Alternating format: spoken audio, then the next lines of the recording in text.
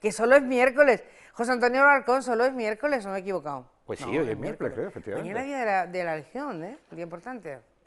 Mañana día 20, sí, Mañana día claro. 20. Lo que pasa es que como estoy tan atareado con la No, jornada... es para sacarlo del sitio, es para sacarlo del Sí, sitio. alguien me lo ha compartido, Juanjo Contreras, que mañana habla, dice, coño, Por vamos a eso, coincidir con...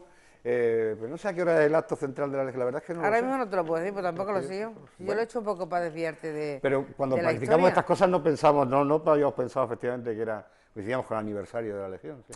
Bueno, aniversario de la Legión, muy importante mañana, de eso hablaremos después y mañana se lo vamos a contar en directo, que es por lo que lo saco a colación, pero hoy, ahora donde nos centramos es en lo que tenemos que centrarnos y son las jornadas de historia del Instituto de Estudios Ceutíes que continúan. ¿Qué tal ayer?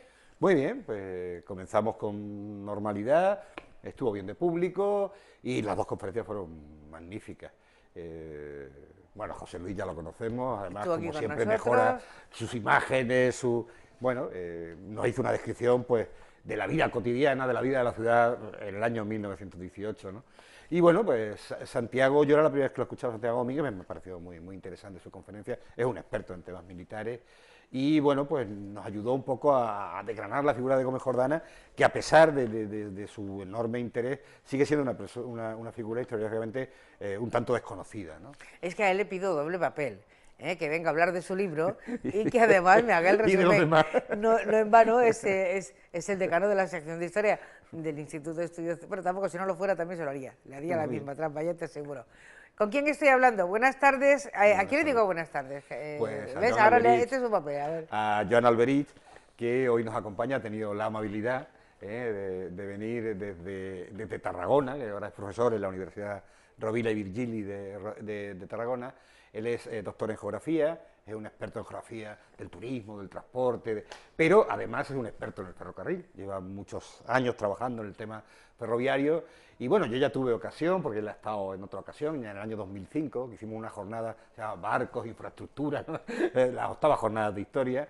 En aquella época él nos habló de un pequeño ferrocarril que existió, que era el que servía para traer la piedra para la construcción del puerto, el que funcionó entre Benzú y el puerto de Ceuta. Ese es otro.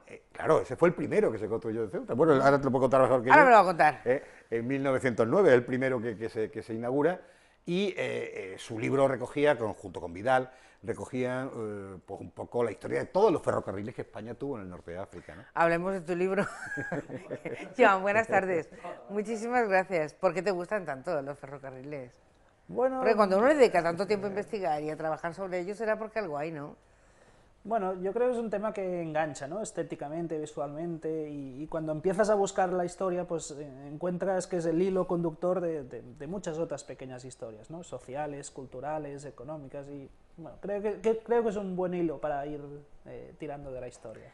Para ir tirando muy bien, porque viniste en 2005 para hablar de ese ferrocarril que algunos ni recuerda, que sí que seguimos viendo allí un túnel, pero que no sabemos muy bien. Y además la pregunta es siempre, ¿y cómo venía de allí hasta aquí? ¿No? Nos quedamos un poco y vuelves para hablar de ferrocarril en estas jornadas. Han pasado 21, es bueno que ciudades como la nuestra hagan jornadas como esta. Perfecto, ¿no? Se dice que quien pierde la historia pierde la identidad, pues nunca mejor ocasión que ir periódicamente recuperando la historia, ¿no? Y el motivo del centenario de la línea hasta Tetuán creo que es una buena excusa para volver. Siempre... Aunque sea someramente, aquel primer tren, aquel primer ferrocarril que fue, el nuestro quiero decir, el que contabas. El de Benzú fue una línea de las que llamamos industriales para construir el puerto. Simplemente desde la cantera de Benzú, 5 kilómetros, llevaba las piedras con las que luego se construyó el puerto de Ceuta. No fue el primero de la zona, ¿eh? En 1860 en Tetuán hubo otro. Cuando en la península solo llevamos 12 años de tren, aquí ya hubo uno, cerca de Tetuán. O sea es que somos lo más para todo. Bueno, vamos al nuestro, el que cumple ahora. ¿De qué nos hablarás esta tarde? Bueno, os hablaré no tanto de la historia de la línea, que creo que ya es sobradamente conocida, sino que me centraré mucho en los discursos que se promulgaron para justificar la línea, ¿no? Luego veremos que la línea probablemente no cumplió estos objetivos, pero sí que se pensó en la línea, que es del 1918, pero que ya 30 años antes ya se estaba hablando de construir una línea, todos los discursos del papel que esta línea de tren debía de tener en el contexto del norte de África. ¿Qué querían para esa línea o con esa línea? ¿Qué ¿Qué se querían? pretendía? Porque claro, dos países, una frontera, dos historias. ¿Qué querían? Querían vertebrar el territorio del protectorado. El protectorado se establece en 1912. Insisto, antes ya había habido proyectos para dotar la zona de una línea de tren, pero sobre todo es cuando se establece el protectorado que se ve la oportunidad de convertir Ceuta en la puerta de entrada de España en África. Y qué mejor que conectar Ceuta con la capital del protectorado, que era Tetuán. Luego veremos que probablemente esto no se consiguió, acabó siendo una línea de interés local, regional, y que no respondió a las expectativas con las que fue creada, pero la intención era abrir Ceuta como la puerta del norte de África. Ni siquiera se consiguió un poco. Muy poco. Poco. Muy poco, casi que iban y venían los mismos, por decirlo de alguna manera, ¿no? Prácticamente. El negocio, el comercio de la zona. La verdad es que desde el punto de vista del transporte de mercancías, únicamente la fábrica de cerámica de Castillejos aportó algo de tráfico de origen militar. También sirvió la línea para distribuir la correspondencia, las cartas, por toda la zona oriental del protectorado, pero poca cosa más. La verdad es que en cuanto a tráfico de viajeros, acabó siendo una línea de interés regional. Ahí nos quedamos, no vamos a reventar tampoco la conferencia, ahora volvemos a decirte, pero José Antonio, ¿a ti te toca esta tarde? Sí. A ver, ¿cómo era Ceuta 1918? Sí. Crisis, subsistencia, movimiento obrero y cuestión social. Que yo, has reunido todo. Bueno, no, están íntimamente ligados. Es un poco describir el momento, ¿no? Los tres elementos, no, fundamentalmente lo que vamos a contar es un poco una ciudad que había sido prácticamente hasta 1906 un presidio, una fortaleza, básicamente, con un trabajo penado, hasta prácticamente 1911, de pronto se convierte, como él ha dicho, en una línea, en un lugar de penetración logística, ¿no?, hacia el norte de Marruecos, y hay que bueno, pues generar todo tipo de infraestructuras. El ferrocarril fue una, el puerto, que empieza a construirse en 1909, instalaciones militares, bueno, la traída de agua, etc. Hay toda una serie de obras, y la propia burguesía que empieza a enriquecerse y empieza a hacer sus propias obras, que van generando bueno, pues la atracción de una inmigración muy importante. Vienen, pues, no solo hay una inmigración, primero puramente militar, son los soldados que vienen a la penetración en Marruecos, y también de miles de jornaleros que vienen a la construcción de estas infraestructuras.